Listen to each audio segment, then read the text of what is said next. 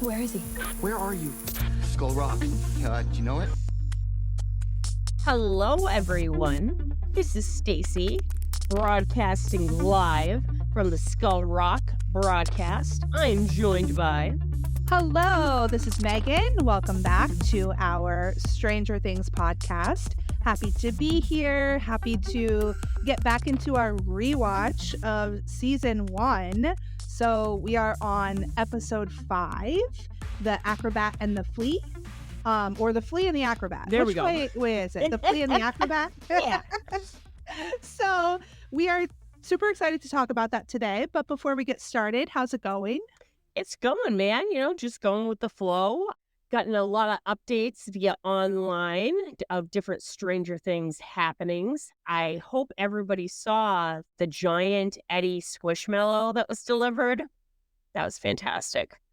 That was great. Yeah, we definitely have a lot to talk about in our merch segment and our filming update segment because there has been definitely a lot going on the past few weeks, and we're excited to talk about all of that with you later.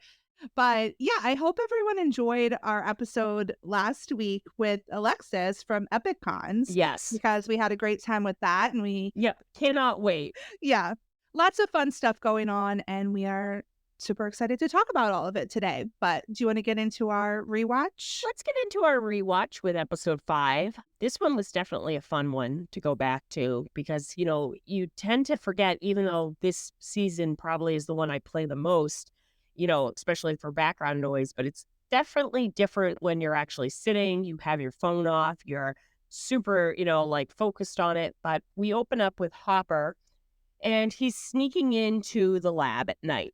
And he goes into this quarantined area, and he ends up knocking out a guard and taking the other guard's pass key to get through the door.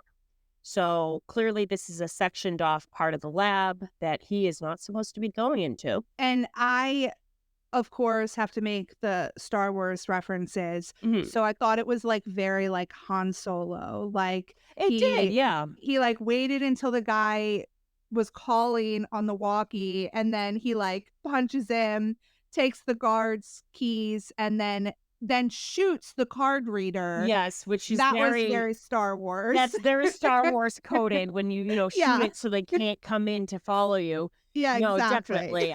I always think in Star Wars of Han Solo being everything's all right down here. How's it going with you guys? Exactly. When they're on the Death Star, Yeah. trying to rescue Leia. Then we cut to the buyer's house. Yep, and it looks as though Lonnie has put up a tarp over the huge hole that Joyce has axed her way through, and the two of them are sitting on the couch, having a little bit of booze, probably to warm themselves up.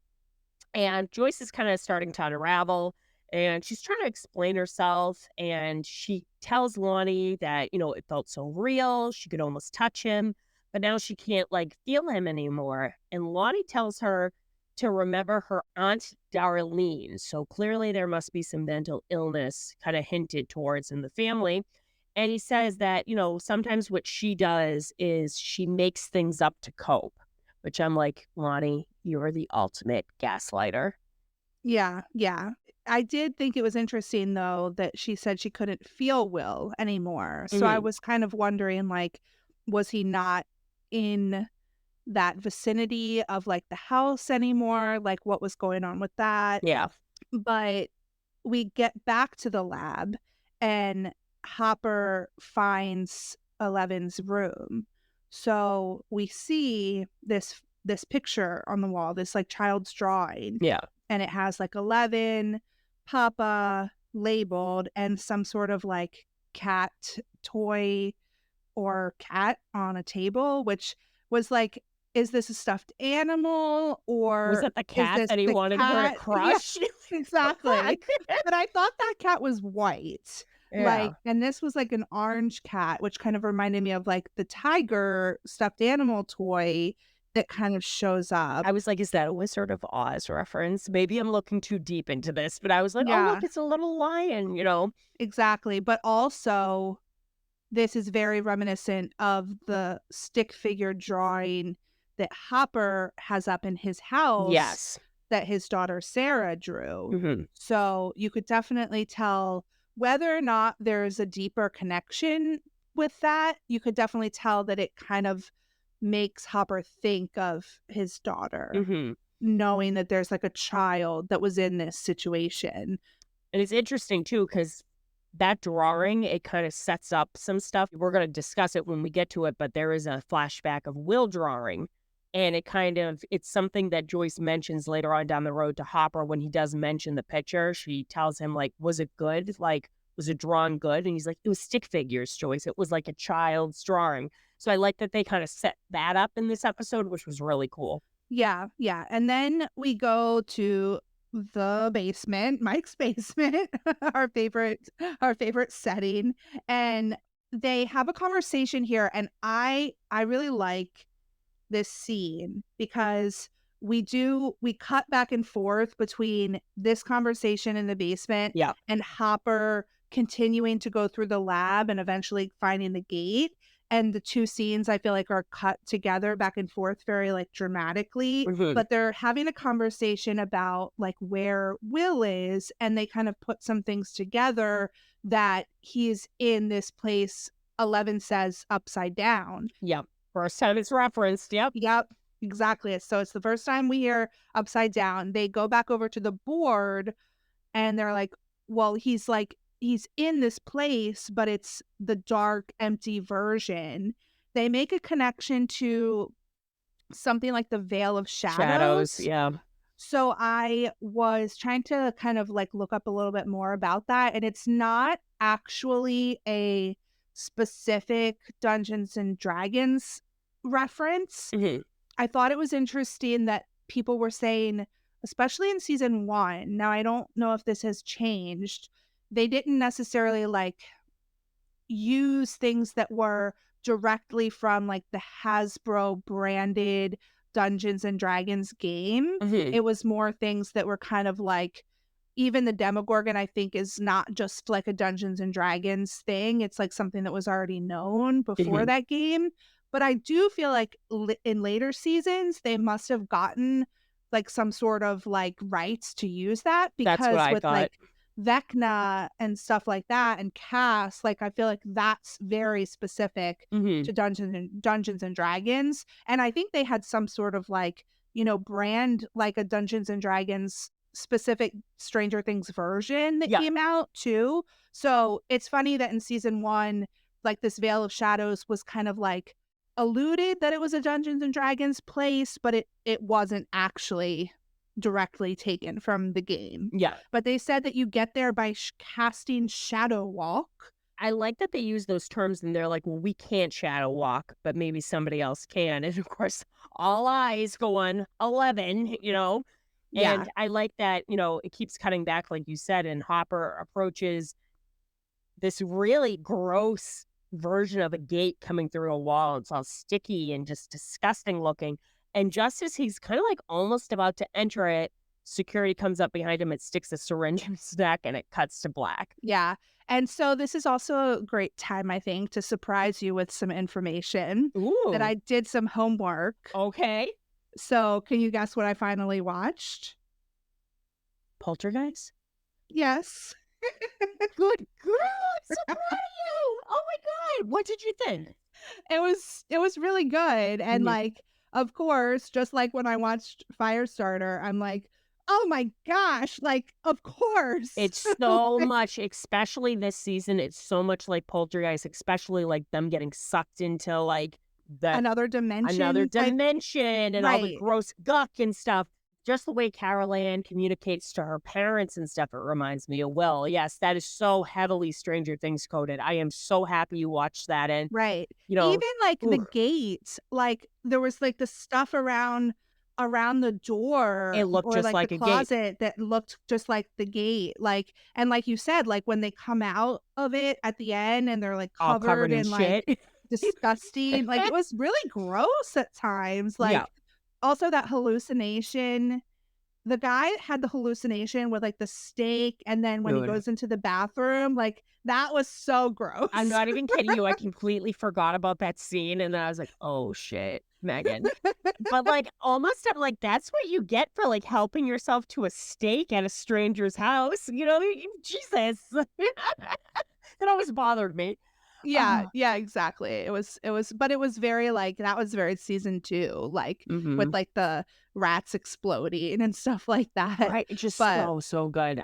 I'm yeah, I'm really glad you watched that because it's almost like Stranger Things is this combination, especially season one, of Firestarter, The Goonies, Poltergeist, E.T. all rolled Stand into by one. Me. Also, we Yep. had lots of Stand by Me in this episode that we can talk about. Which I'm so glad she also watched Stand By Me, a Yeah, I classic. think we talked about that a couple episodes ago. So good. You're catching up. You're doing great. The rope too, when they throw the rope Yep. through, like season 4, when they hmm throw the rope into the upside down, that was similar to Poltergeist. I'm not even kidding you. When I first watched season 4 and it showed them doing the bed sheet thing, I remember literally saying out loud, I went, Poltergeist.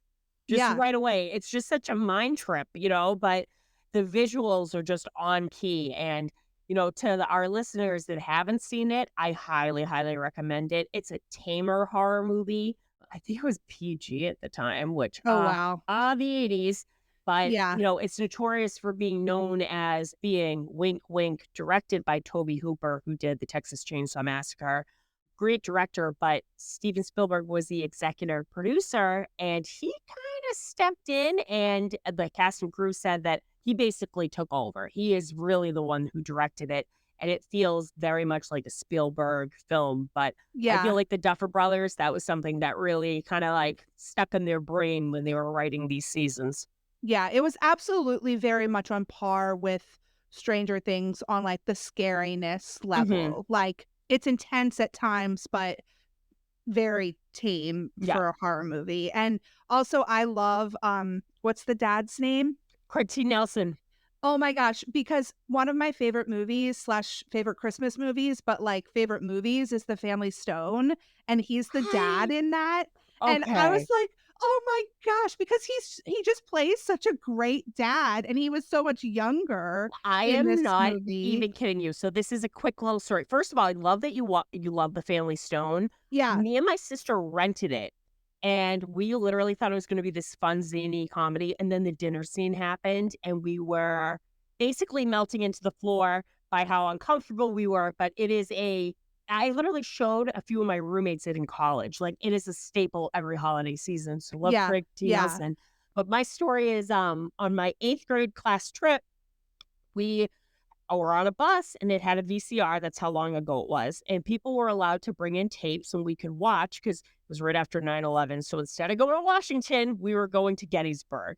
So Okay. people brought movies, like really tame movies and stuff at the time. I brought Poltergeist. And I forgot about the scene when the parents are getting high in the bedroom. And I just remember sitting there and my principal just turned around, locked eyes with me, and shook his head. And I was like, oh, fuck. Well, like you said, it's rated PG. I mean, come on, that was my loophole. But But yeah, that's that excellent. scene was so funny because they were just so goofy. But I mean, I feel like we could actually probably have a whole episode where we like talked about like Poltergeist and the Stranger Things connections. That's how much. But Yep. the mom, what's the mom's name in the movie? In the movie, Diane. Okay, Diane. I feel like she was more Karen to me, but Yes. like with some like Joyce kind of Not like giving up. Yeah. yes. Like, so I feel like both of those moms in Stranger Things are very much like based on her hmm also, like it seemed to me. Because even like the scenes where she's holding Carol Ann in the kitchen was like very like Karen holding Holly. Holly. Yep. Yes. Almost like you could probably look at like side by side and like it's exactly the It's same like, exactly the pose. same. Yep. Yeah, yeah, yeah. So yeah, I'm really glad I watched it, and now we can have fun like Well, noticing all yeah. the Yeah. This is great. poltergeist references. Oh, I am pumped, man. I knew Oh, you would be you excited. you made my day, man. You made my day. Yeah, so after the credits, we cut to Joyce's. Jonathan comes home to find his parents on the couch. And I like how Joyce kind of like almost instantly lets him know that even though Lonnie's here, to spend the night, he's going to be on the couch. And I do love that Jonathan notices the hole in the wall and he's kind of like, what happened? And before Joyce can kind of explain, he asks to talk to Lonnie alone in his bedroom. And that's when Lonnie is kind of like reprimanding him, being like, I found your mother, half frozen to death, hysterical. You're feeding into this, you're making it worse. And him telling him to like, kind of like, you better behave tomorrow at the funeral. And I do love him looking at the evil Ted poster. And he's like, that's inappropriate. Take it down. And I love that it Yeah. stays up throughout all Yeah. the Oh, seasons. yeah. He doesn't take it down.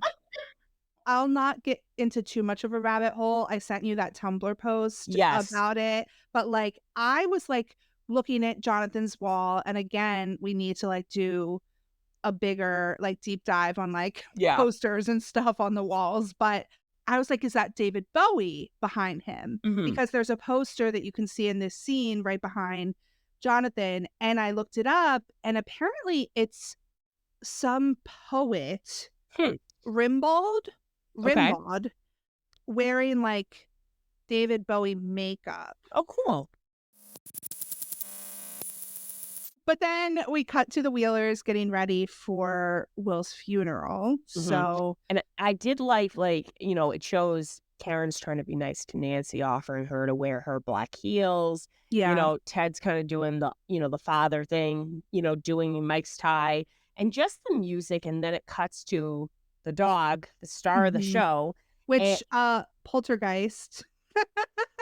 Buzz, I'm telling you, whenever in that movie that dog was barking at the wall, I'd be like, something's up. Like, Yeah, that exactly. dog was the star of that movie. But yeah, the dog goes into Castle Byers because I'm telling you, a dog knows. Yeah, A dog knows. absolutely. And also Jonathan is struggling tying his tie. Which I found interesting because Lonnie spent the night, and you see Lonnie actually is wearing a tie. So clearly he knows how to tie one. And I love that Jonathan opted out of the tie instead of asking his dad to help him with it. So it goes to show Yeah. you their relationship isn't really that great. No, but then we actually see the funeral, and I do love the part where it's like Dustin's like, "Just wait till we tell Will that Jennifer Hayes was crying at his funeral," which they do. They Yeah, do tell him at that's the one of the end. first things they say. And I love that it's realistic too, because we have seen cemeteries in this in the show. And much like many towns, there's multiple cemeteries because there's Yeah, multiple churches and stuff. yeah. So this doesn't look like the cemetery that we see in season 4, but it could be a completely different one. Yeah, I think they're actually filmed at different ones also, Hmm. like so, like you said, like, towns have multiple cemeteries for sure. I think Barb's funeral is even at a different one than this Yeah, one. Like, I think they're all at they different all ones. different. But I do like that Joy says she's kind of like spacing out, probably maybe in a trance and shock. She has a flashback to Will coloring his character, Will the Wise. And, Mhm. he talks about how he can't find his red crayons, so he's using green ones. And she's so sweet about it. She's like, well, I don't know who raised you, but I'm getting you new crayons because it looks like he's throwing cabbages, which I thought was so sweet. And it Yeah. sets the drawing thing. Yeah, and I mean, we did already see what a good artist that Will is when Mike's looking at his drawings Yeah. back a couple episodes ago, but we see that, like, Will is not drawing stick figures. Like, so, like, that's, like, a big, like, difference between, like, the pictures that we see in that Eleven and Sarah have done and the pictures that Will has done. There's, like, a huge difference Hmm. because this is, like, very good drawing.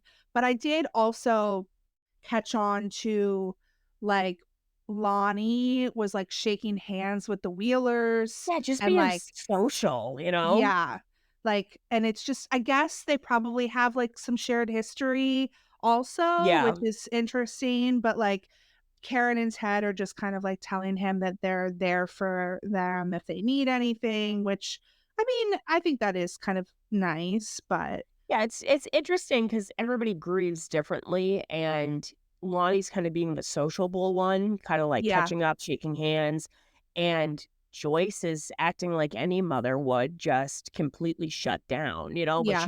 she looks like something isn't right. And I love the next scene that it cuts to Hopper waking up magically back in his trailer. Yeah. They kind of made it look like he had just been on a bender with, like, the cans everywhere, the pill bottles, like, yeah, so definitely some gaslighting going on here. Michael, the ultimate gaslighter. And I love that he jumps up and he, examines his neck because that's where he was, pricked with the syringe. And he, like, just the music cue and everything, he ends up basically grabs his gun, looks around, and then he basically starts like tearing his trailer apart. And I don't know, it made me remember the story that our friend Brandy told me about how she didn't an escape room, but it was set in a trailer, and her husband, and her brother-in-law tore the place apart looking for the clue, and they never found it. I don't know. Something about escape rooms, they're cracking me up. But he tears the place apart, like ripping open couch cushions, looking through everything. And at the very end, he finds a bug, like a Yeah, wiretap in a yeah, light fixture. yeah.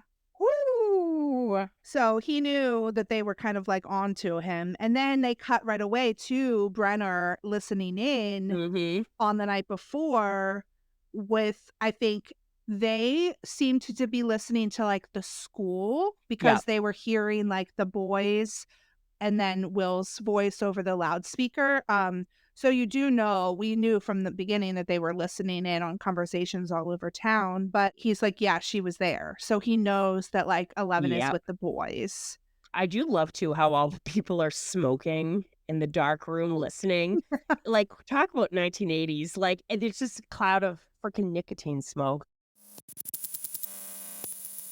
As the funeral kind of like breaks up, I like that Jonathan and Nancy are sitting off on their own and they're looking at a map and they're kind of like connecting how close everything is, where Will was last seen, Steve's house, and that probably this thing is probably in this area. So Jonathan kind of does the smart thing and he picks Lonnie's glove box open and takes a gun out. And it's so funny to see Nancy back then, Miss Goody Two Shoes. She's like shocked at seeing the Mhm. gun.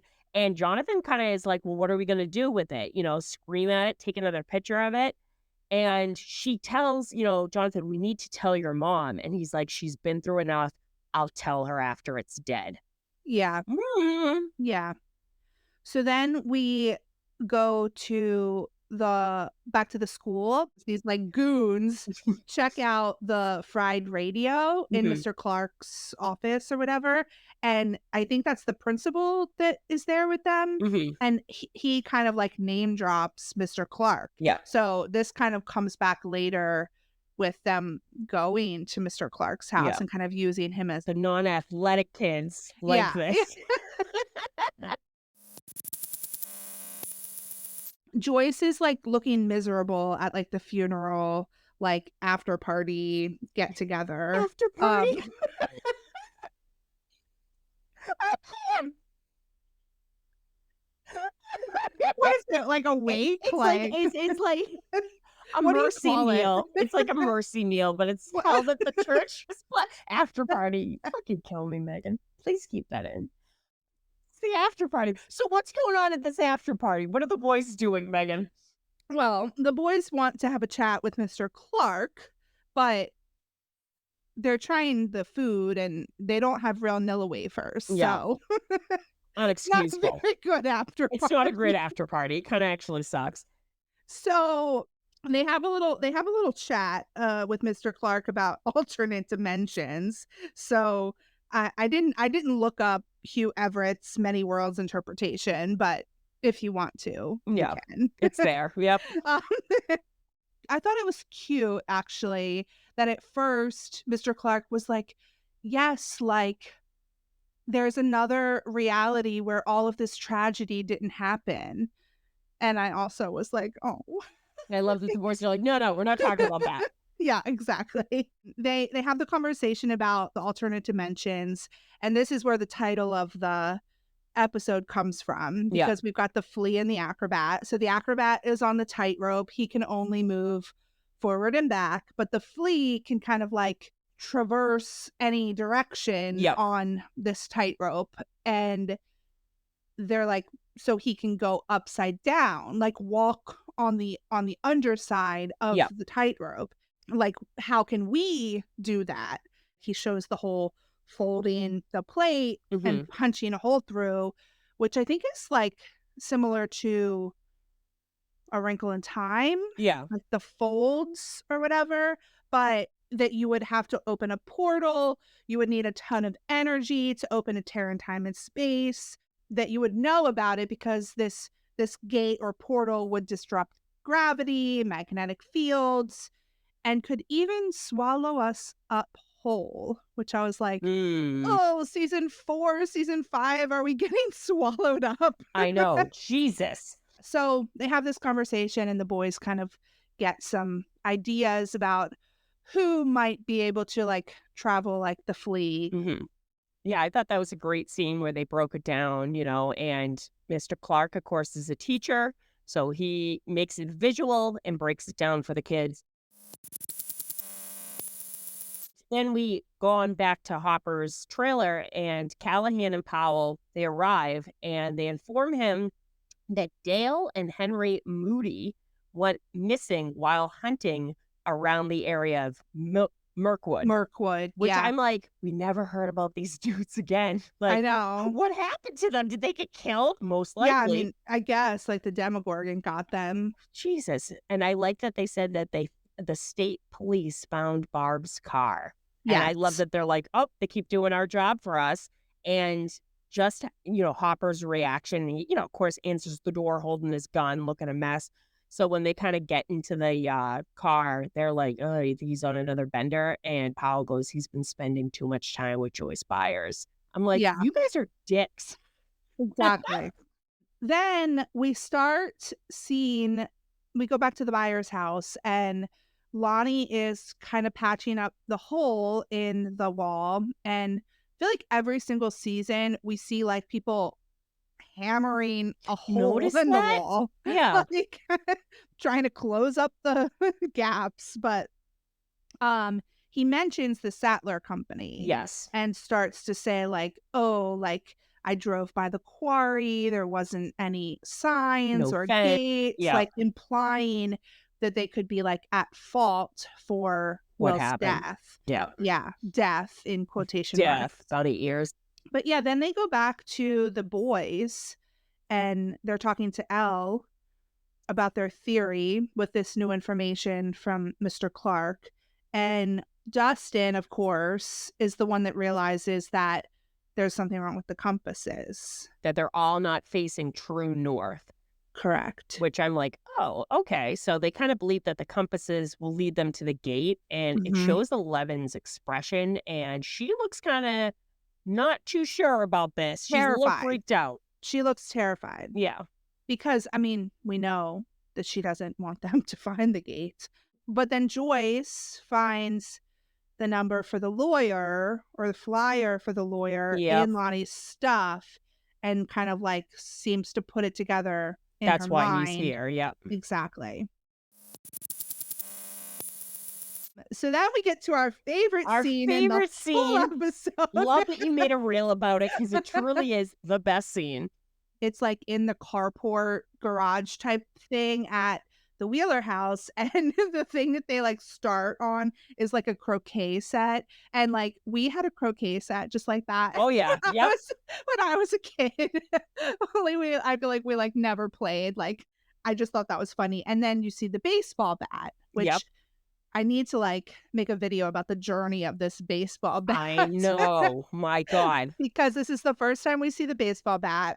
And Nancy picks it up, and she's kind of like taking some practice swings Hmm. to sort of practice using it as a weapon, because she's planning on, going monster hunting with Jonathan. And who shows up? Steve Harrington, just looking like a flippin' vision. And I love from even the start, he immediately apologizes. He tells her that he panicked, and she's like, did you get in trouble with your parents? He's like, yeah, of course, but I don't care. And he right away asks about Barb, like, have you Yep. guys heard anything? And it's just so sweet. Like, he tries cheering her up. He says, we could go see All the Right Moves. And he's like, with your lover boy, Tom Cruise, because we know about the poster in her room. And he says, Carol kind of says, I look like him, which, Steve, you are so much better looking than Tom Cruise. And he starts to sing the song from Risky Business. And it's just so adorable. And Nancy has to shut him down because she is going monster hunting. So she kind of says she needs to stay home and, be there for her brother and stuff. And it's so adorable because, you can tell he's a little bummed out, but he's like, okay. And she's like, I'll call you later. I love that he just walks away still like singing the song. Singing. Yeah. And I mean, like you said, he apologizes. He's like, I was a total dick. Yeah. He does ask about Barb. He's just trying to like, he's being a sweetheart. He's like trying to take her mind off of it. Yep. And this is something that comes back in season 2 with him just saying like, let's just kind of Be normal pretend everything's teenagers. normal. Yeah. And like, of course that doesn't necessarily work for Nancy, but it's like his way of trying to help her cope. Yep. And I don't think he's doing anything malicious No.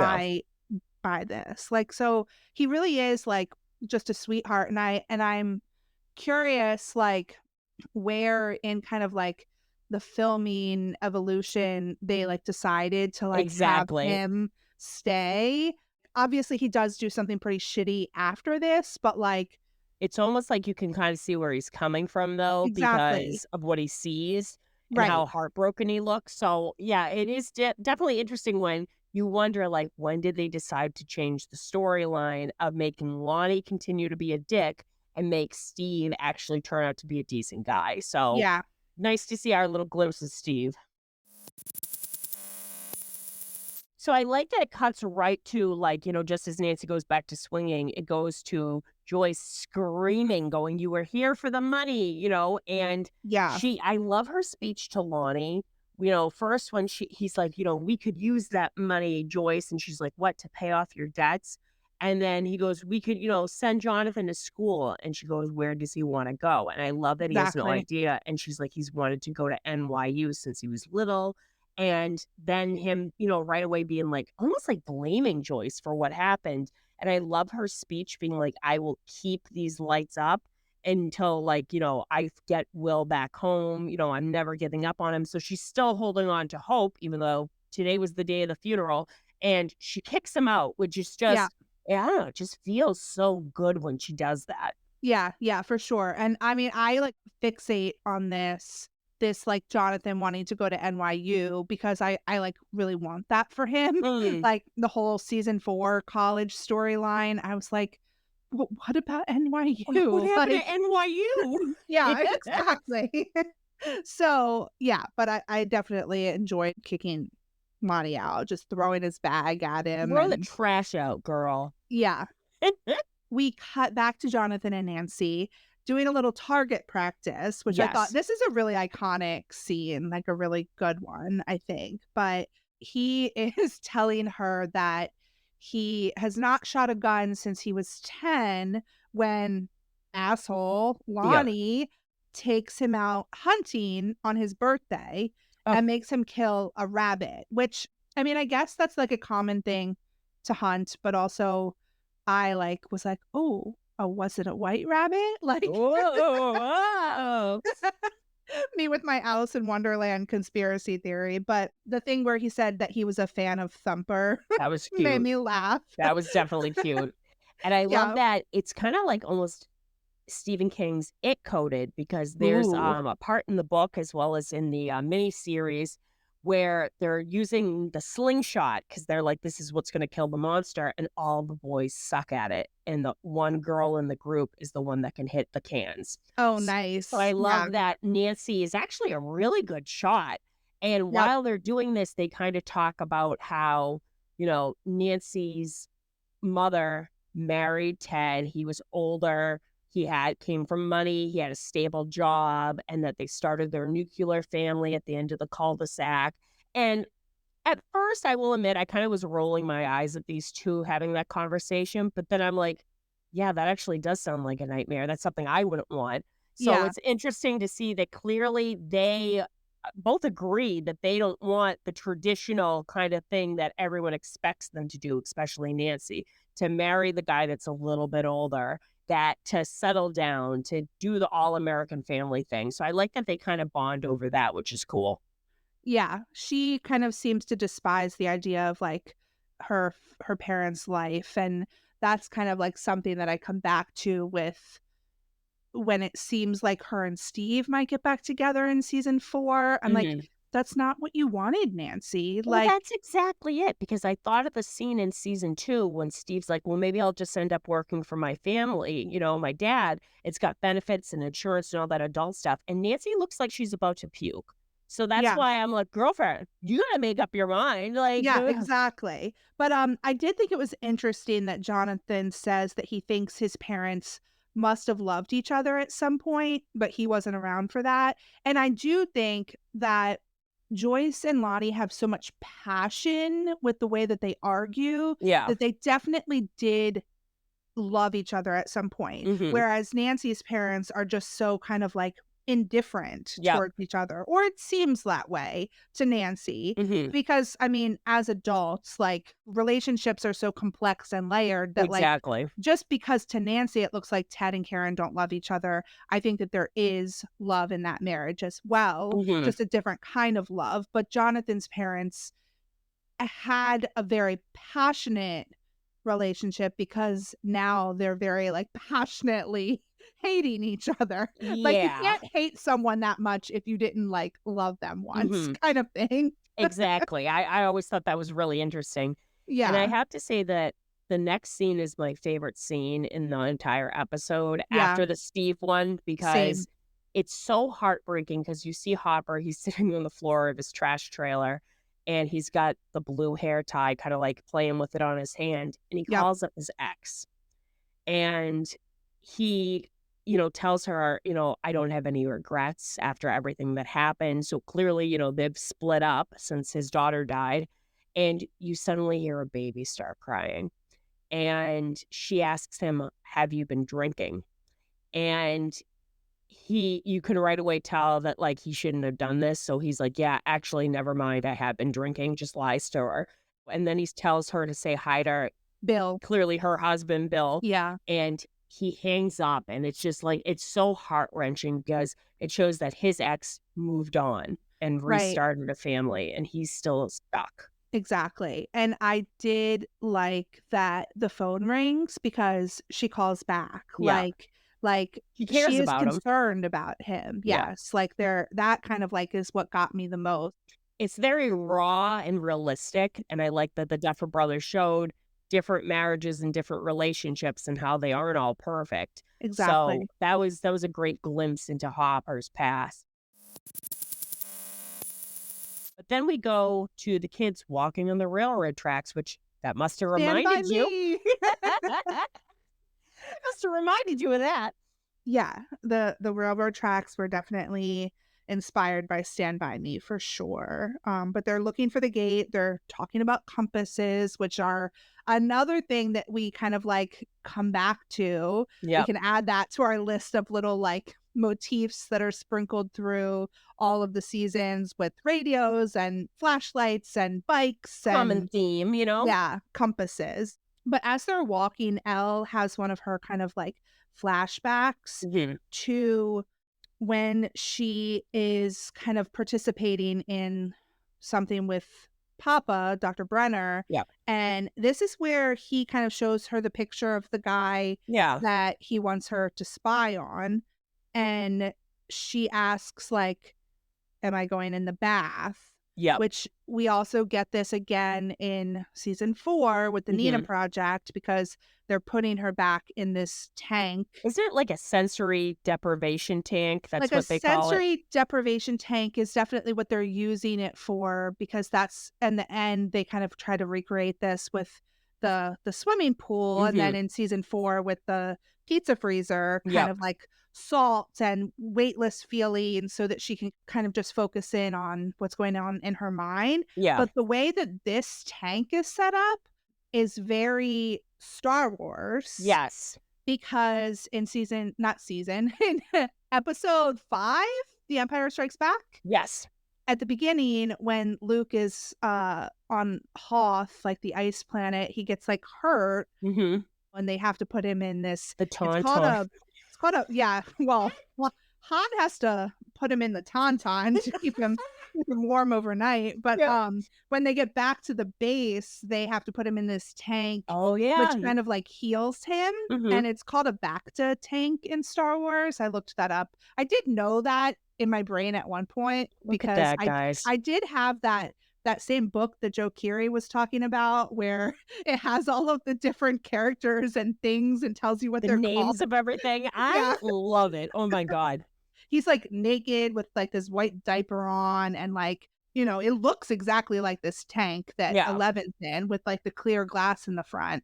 But in Star Wars, it's kind of like to heal him from his injuries. But And with yeah. 11, it's almost like she's wearing like almost like an astronaut's hat that she Yeah. can breathe in. And I just do love the scene of her looking through the glass at Papa, and they kind of touch the glass. So it's a cute little moment for a millisecond.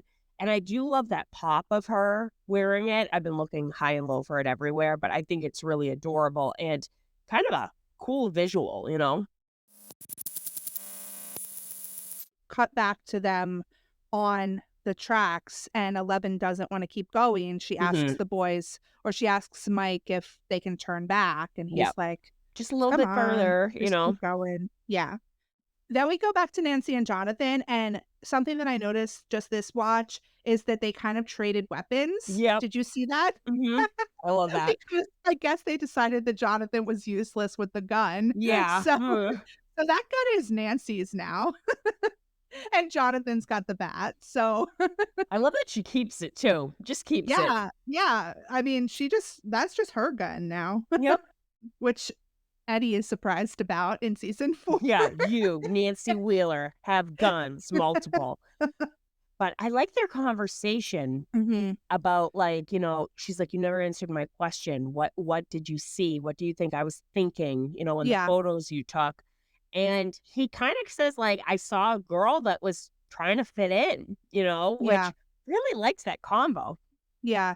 It was a deep conversation because they kind of started arguing again Mhm. too, because I did like that Nancy was saying that Steve is a good guy. Like she does see the good in him. Yeah. He was just protecting her, Yes. And Jonathan is kind of like, well, that doesn't mean I have to like him. Like, I don't like most people, so he's Yeah. in the majority. But like, I guess he's kind of implying that he does kind of like Nancy though, and Mhm. he is surprised by her that maybe she wasn't like what he thought she was, and she's kind of like saying the same thing back to him, but kind of like makes it like a jab, like Mm. maybe Jonathan isn't the creep. What does she call him? Like something creep. Mhm. Pretentious creep. I don't know if that's what she said, but he is being a little pretentious in this scene too. So I Yeah, don't know. him They right kind of away being like, "Yeah, I guess I was wrong about you, I thought you yeah, were different," and they kinda yeah, get pissy with each other, which I'm yeah, like, yeah. "Oh, okay." They definitely get into it a little bit, but they have a lot of chemistry even while they're Absolutely. arguing. Hopper arrives at Joyce's, and she at Yes. first thinks it's Lonnie, which I think was Yeah. hilarious, and when she answers the door, he has, like, a piece of paper that says they're listening, right? They're like, "Don't talk," or I don't know. Something What like did he that, but, say? like, Yeah. shows her, like, the signal, his finger to his lips, "Don't talk." And then when he looks at all the lights, knowing that he has to search each and every one of them for a bug, I would have been like, "Fuck it, let's talk outside." Yeah, exactly. I don't think it was worth it. But then they get to the junkyard, Yeah, which also Stand By Me. such a good scene. I loved it. And the junkyard is a place that continues to come back. Mhm. And I think we're even going to get the junkyard in season I 5. think so too, yeah. So that's pretty cool. But Dustin realizes that they're headed back home. And Lucas figures out that it's Elle that's been kind of fucking with the compasses. Yep. And she tells them like it's not safe. Mhm. And she tries to explain herself of like why she's doing what she's doing, but Lucas is they're flying not off the happy. handle, Yeah, calling her a yeah. traitor. So I like that we cut back to Hopper. He looks exhausted, and he thinks he got them all, and he can't be sure, but he basically tells Joyce what's been going on and Yeah, drops the big bomb that Will's body was fake. right. And that she was right all along. Yep. So that was intense. We cut back to the junkyard, back to the boys and Elle. And this is where Lucas tells Mike that maybe Elle is the monster. Mm-hmm. And I hate this. Like, I hate how, like, I get it. I completely understand where Lucas is Yeah. coming from, but you can tell that it kind of is triggering to Elle Hearing because that. this is something that comes back in season 4 of Yep. her thinking that she is the monster. And I think the whole season 4 was sort of like, when there's that massacre at the beginning, we're kind of led to believe That she did it. that she did it. Yeah. And like up until the last episode of volume 1, Mm-hmm. like you're kind of like led to believe that could have been her fault. Yeah. Yeah, it was kind of heartbreaking to see her reaction to that, because then she does use her power on Lucas because the boys are fighting, Mm-hmm. and she kind of tosses Lucas into the air. Whoops. And I mean, Mike is pretty mad and yells at her. So it's all very like messy. Yeah. And after she tosses him, like, he realizes afterwards, after Lucas, takes off, Elle's missing. So Yeah. messy. And they actually cut to another flashback in between there. Yes. With this was important, I think, because we see her spying on this guy. He's speaking Russian. She's broadcasting it. But something takes her attention away, Mm-hmm. and she kind of goes looking, and you hear the snarling.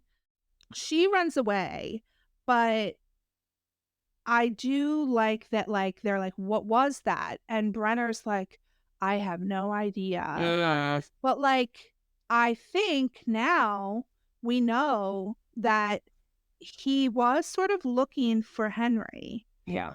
Right? Like, That was what was revealed in season 4, that all those little like trips weren't to spy. It was to actually look for Henry. So yeah.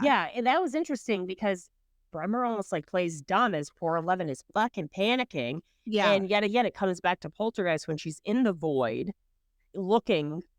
She hears the snarls. Somebody else is with me. There's somebody here. Yeah. So that really reminded me of Poltergeist, of just the hysterical crying and stuff, knowing that something's in there.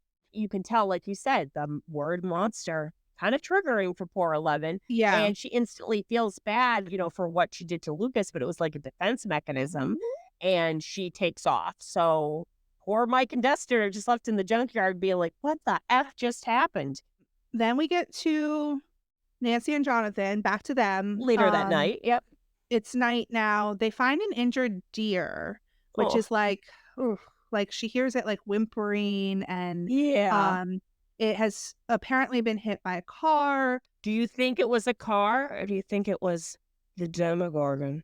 Could have been hit by a car, and then the Demogorgon just smells it and wants it and blood. comes to get it. Yeah. But I guess it also could have been kind of like left as like a trap for them. But I don't think, I don't know. But the thing that really kind of like weirded me out was that it got dragged away. Yeah. But you didn't see what dragged it away. Yeah. And it was almost like it was dragged away by like the telekinesis, which the Demogorgon doesn't have that as far as we know.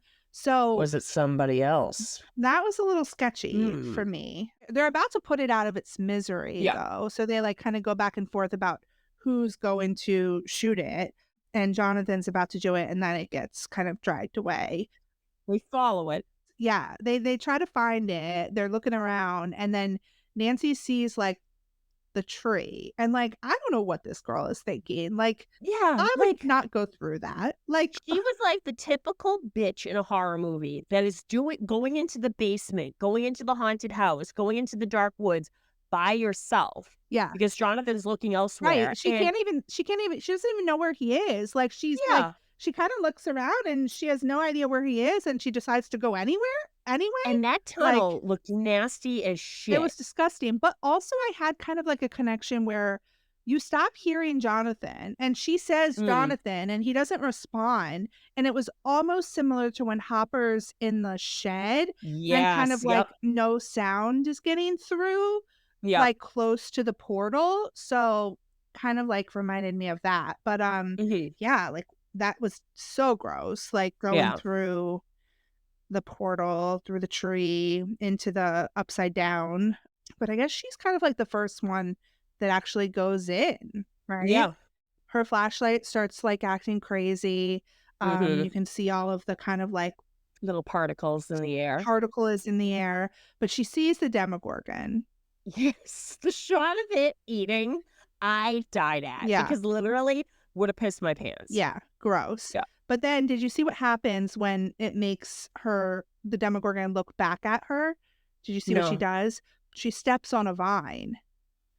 Oh, So all the way back to season 1 with the it's a whole hive mind. stepping Yep. on the vine. So she walks backwards a little bit, steps on the vine, and that's when the Demogorgon turns its head and looks at her.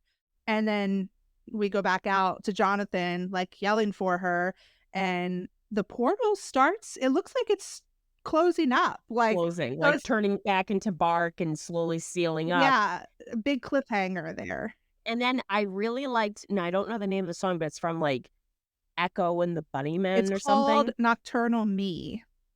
I liked that. Yeah. That was like, and I know they haven't done that for quite some time. This season, they ended a lot of episodes on songs. I think I'm not too sure if they did it with season 4, but I loved the American Pie with season 3. This one with the Bangles, Yeah. Hazy Shade of Winter. And then this one, it just set the mood perfectly because you're like, oh shit, is Nancy dead? Yeah. So Yeah. really, really And good. this was interesting because Brandy will appreciate this. There's also like a cover. Ghost did a cover of Nocturnal Me, but this is like the Really? original. But I was like, I felt like it sounded familiar. And I think I've also actually heard the Ghost cover as well. Hmm. So, That's so cool. yeah, super interesting. But yeah, that was the end. Definitely a great episode. Not Yeah. as like action packed as some of them, but Mm-hmm. sort of like a good, we're right in the middle of the season, like kind of like Yeah. continuing, but we're like learning more every time and kind of like building the lore of like everything that's going on. So Yeah. super important episode, I feel like. Filming updates, my friend. What is going on with Oh filming updates? man, let's dive deep into this post. So Yeah. we had not had a post from Raw Stuffer for a while, and we got the goods. So we have our two characters that we've talked a lot about on this episode, Jonathan and Nancy, in the back of Steve's car. Yep. So I think that was like the most iconic thing that he shared. That was awesome. Really cool. And then we have another photo of the actors, Natalia, Charlie, and Joe Keery, Yep. looking over, I think that's Matt's shoulder, at like a screen where obviously they're like kind of like looking at how a scene came out, and Hmm. they have the biggest smiles on their face. So Yeah. like, So probably looking at something cool. Yeah. yeah, like what happened in this scene that they're looking at. But then we have Maya Hawke dancing. Looks like she's Loves having a that. lot of fun. But then we got another picture of a Duffer brother with Charlie Heaton. And then we got what was that thing called that they like had put out at the before filming had started, like the Oh yeah. previs, but it's Jonathan, like looks like he's like in Ooh. hell. Like Yeah. It looks like he is screaming, man. like we think that they've driven Steve's car into the upside down, but Yeah. I don't know. Like that's just where we think. But we got another picture of the van. So this van is obviously going to be very important. So the radio station van. I thought it was interesting that of all the photos that were shared, Grant, who played Yeah. one of the boys from Corroded Coffin, shared that photo of the van Hmm. on his story. So I'm like, Maybe the boys might be returning. Corroded You never Coffin? know. We gonna play them on the radio? Yeah. But Oh no. but then we have the G.I. Joe lunchbox, so that was Mhm. pretty cool. Yeah, and then it looks like they've been trucking along with filming because we saw the little shot of the marbles going into the glass dish. Yep, yep. Pretty cool. So they're definitely seem to be back into the swing of things with filming. Like I said earlier, there was a really cool post of them opening up a giant Eddie Squishmallow, which the thing looked like it was like 5 feet tall. And I love that it's just sitting at their like headquarters. And didn't Netflix do something with what was going on with the seasons, with the numbers and the themes? Oh, What was I that? think Netflix was having some sort of event, and I don't know that we've seen anything else come out of it, but displayed at the event were the numbers from the seasons. Hmm. And the season 3 one was just the coolest. It was like I loved it it. was Steve's Scoops Ahoy uniform with like Hmm. an upside down ice cream Ice cone. cream. And Yep. I was like, maybe we're gonna get some clues soon. I think have like one of those Netflix to Doom events over the Yep. summer. So Hmm. maybe a teaser or I doubt a Because trailer yet, but it's interesting because season 1, the theme was lights, 2 were the particles, 3 was Steve Scoops Ahoy, 4 was the clock and vines, and 5 just looks red. yeah, So I'm kind of wondering, like, what's the theme of this season? You know? TBD, TBD. Yeah. But I'm sure it's gonna be great no matter what.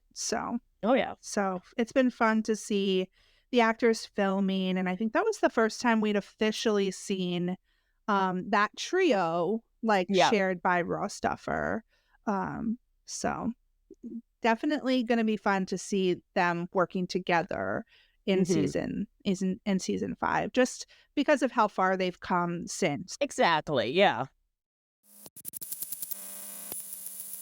Any other like merch that we want to talk about? I know you have your Steve and I don't have mine yet, so I'm very jealous. Yeah, I ended up getting 2 because I'm just a nutcase. One to take out of the box to put in front of my TV with all the other Steves, and one to keep in the box. But it came out so cool, and I do love that on all the stickers it does say It's a Steedy, steady. which Like I'm like, what? but he's so adorable, and just the details that they put into it. They gave him like little dirty feets, and on the back of his patch, it is a Dio patch, which is awesome. And it's just all scruffed up and dirty and adorable looking. Yeah. So that was the big drop there. I ended up yesterday, I was at Target running errands and they had the Stranger Things grab bags. And usually they go for like $8 a bag. And I have the worst luck. I've gotten like 8 Wills. Nothing wrong with Will, but like after you get your 8th one, you're like, God damn it, I'm just flushing money down the toilet. So I kind of stopped buying them, but I had always wanted, because on my keys, I have season 1 Steve in his little polo shirt. So I wanted a season 2 with him with the dish gloves and everything. And I grabbed one because it was on sale for $2. So I was Mhm. like, okay. So I was going to grab a few, but I was like, no, I'll end up getting more Wills. So I grabbed one, opened it up, and lo and behold, it was season 2 Steve. So I was That's like, it's the amazing. universe. Yes. And the last thing I need to shout out is our friend Kelly.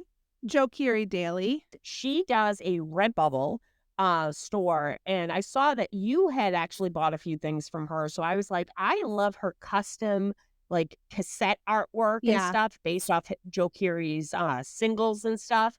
So I bought a few pieces of hers and I already framed them up, and they are remarkable. So if you were a fan of Joe Curie and his music, definitely check her stuff out. Yeah, her stuff is so cool. I did get a couple like Joe's things in the mail recently. I got the cassette of End of Oh yeah, the Beginning. single. Yeah, Yep. so that's fun. And I actually have like a little cassette player. I need to like listen to it on there. Oh, that's cute. But I was kind of bummed because it's not bummed, but it's actually just cardboard. Like it doesn't have like a little hard case. I feel like that's the fun part about cassettes is Yeah. like the hard case, but it's just like a little cardboard slip cover. Still pretty cool. And my Dork magazine came, Still waiting on mine. and it's Joe Curie on the cover of the Dork magazine, if you Yeah. were not aware. Your perfection, as usual. Yes, it is cozy sweater that I really want to like buy. Like I need to like Right. find that sweater and buy it because it's amazing. It looks good. Yeah. Man can wear a sweater, I'll give you that. This is my favorite actually one of my favorite shirts to wear Oh, because it's cute. do you know why I would love this color? Is it yellow because of his sweatshirt? Yeah, it's my I love you. it's my yellow sweatshirt that reminds me of Steve's sweater in season 4. I love this girl, guys. I'm telling you. Love her. Oh, so it makes me happy. Yeah, I guess that's it. And I think that's it, but this was a lot of fun. Yeah, super fun. I'm excited that we got to dive back into our rewatch. It had been a couple weeks since we'd recorded, so it was nice to get back into it. Mhm. And we will be back next week with, oh, let's look up the title. I don't know what the title is of the next episode. Let's see. The monster. Oh, it's just called The Monster. All right. Well, we will talk to you again next week. Thank you, as always, for listening. Catch up with us on Instagram, or if you're not on Instagram, we're pretty much most places on social media. You can get in touch with us at Skull Rock Broadcast. Yeah, let us know what you think, and over and out. Over and out.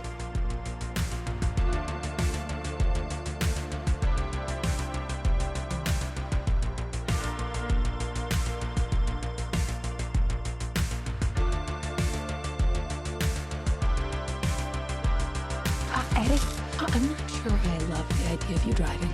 Oh, I'm starting to suck her. Harrington's got her. That was your big boy. All right, we are back Yeah. with our secret study segment.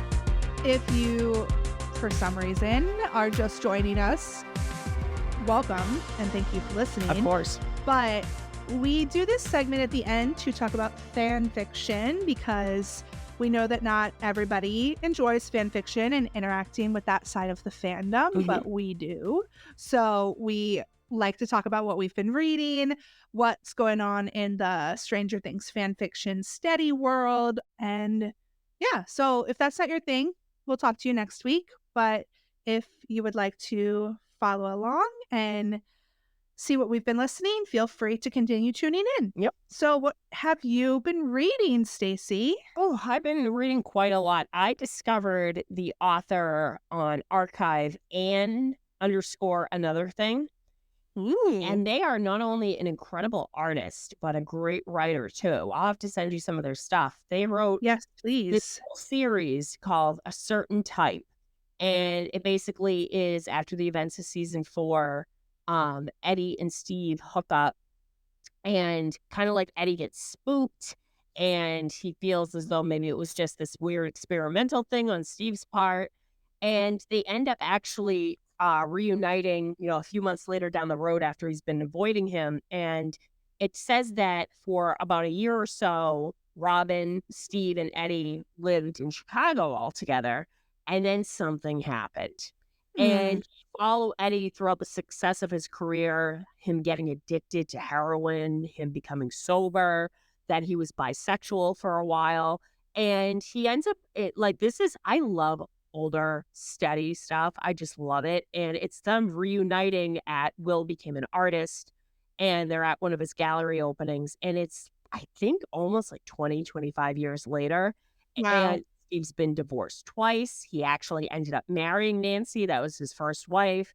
Now he's in the middle of splitting up with his second wife, and he has 2 teenage daughters. And they meet up with Eddie, who's sober, who, is kind of almost like a retired rock and roll musician. And he comes up with the great idea of inviting everybody to his house in Italy. And that is just a great destination of mine. And this author even gave links of the kind of like the vineyard that he would have owned, what the house would have looked like. And she adds great artwork to all of her chapters, several pieces and stuff. And I just love her style. And she ended up doing a big long fan fiction. I think it was like 13 chapters. And then she did little one shots of, like a year later, Steve and Eddie, they go to Hawaii to visit Robin and her wife and stuff. And it's just an emotional roller coaster. It pulls on the heartstrings, very romantic, but then some of her one shots are like smutty as hell and fantastic. And I definitely want to That's read awesome. other stuff because she has done other stuff. Even there was a one shot of like in Robin's point of view of them all living in Chicago, and it was so goddamn good. So kind of obsessed with her work right now as well as her artwork. And yesterday, while I was getting my tires put on my car, I started reading Coping by Jelly1123. And it's Mm. basically Steve can't sleep due to nightmares and PTSD after the events of season 4. And every night that he goes out for like a cigarette or to just drive around, he bumps into Eddie and they kind of help each other cope. So really good stuff that I've been reading, but two big shout outs to those two authors. What about you? That's so cool. Yeah, those sound great. I have not like been reading a ton. Oh, so I did read shout out. We know that Morning Berries was listening for a while. Oh, morning So berries. um I was in the mood for some smut. Mm-hmm. And Mm-hmm. so I read Signed, Sealed, Delivered, but I'm pretty Oh. sure that it's like the fifth story in like a series of shorter one shots. Mm-hmm. And I need to go back and like read the rest. Like it can be read as a standalone is what it said. So I did read it and it was very sweet, like at the end. Mm-hmm. But I'm like, I need to see like what led up to this moment because it was great. It was hot as anything. Oh, hell yeah. And you know, her perfect balance of like sweet and sexy. And Mm-hmm. I'm like, I need to read the rest of Oh, this hell yeah. because I think I might have read the first one in that series, but I haven't read the whole series yet. Mm-hmm. So I do need to revisit that. So the reason I haven't been reading that much is because I have been continuing to make some podfic Yeah. this past week. So I had talked about voice team. So love my team so much. It's been super fun. But some of the things that I've been most excited about are did you listen to it yet? Our lip sync battle? No, not yet. I'm planning on Okay, listening to it tomorrow on my way home. you've got to listen to it. And have you ever seen the Zendaya and Tom Holland Oh, when yeah. they were on lip sync battle? Yep. So a friend of mine and a person on my team for voice team, Patient Anxiety, wrote this story, which is basically that lip sync battle made steady. Oh, my God. I So love that. Eddie is like Zendaya, and he is actually like a famous metal rock star, and he goes first, and we join them like at the end of his performance, and he's feeling great about himself. He thinks he totally rocked it. And Steve is a friend of his, and they've been friends for years, Mhm. but he definitely, you know, is crushing on Steve a little bit, but he's like fine with keeping it friends, just friends.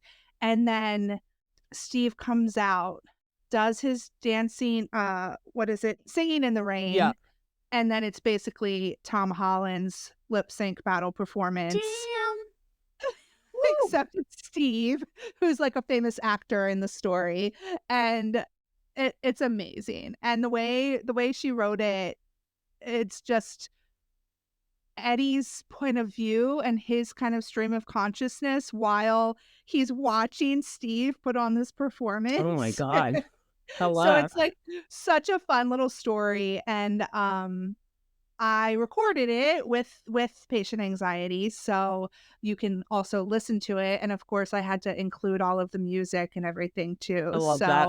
So it's a lot of fun. And then I also did another kind of multi-voice podfic that's been released, and it's like a fun, smutty story. I don't care if it's dirty, the view's so pretty. Ooh.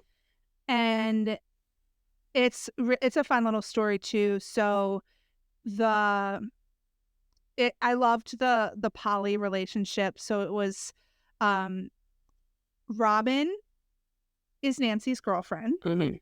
Jonathan is Nancy's boyfriend, and Argyle is Jonathan's boyfriend. Ooh. And so they're like a little polycule, which is like, you know, the ideal situation Yeah, of for the course. four of them. Steve is not part of the polycule. But he's like, no, Nancy's my ex. Like, I'll just keep it platonic with Yeah. these guys. But they all go to like an open mic night to watch Jonathan read his poetry. Oh, my God. And someone else is performing at the open mic night. Ooh, okay. So Eddie notices Steve kind of checking him out before his performance. hmm So when he gets up on stage, he kind of calls Steve out. Oh, damn. Okay. Afterwards, he's like, you want to meet me outside? Ooh. God So damn. then Steve meets Eddie outside, and Eddie's van is there. And Perfect. Just perfect yeah, placement. Yeah. That's ideal. so that was a really fun story too. Definitely check it out. And if you want to listen to us read it, I narrated it and did Steve's part, and then a bunch of other people are on there as other parts. That's So awesome. it's pretty fun. I love that. So yeah, we've been making some fun stuff. And I have more that I've recorded and have not posted on AO3 yet. hmm So I'll have to work on that. More that I'm working on for this week. And yeah, it's been a lot of fun. Awesome. I can't wait to listen to it. All right. All right. Well, I think that's it. I think that's it. So I guess we'll be talking to you guys next week. All right. All right, guys. Well, over and out. Over and out.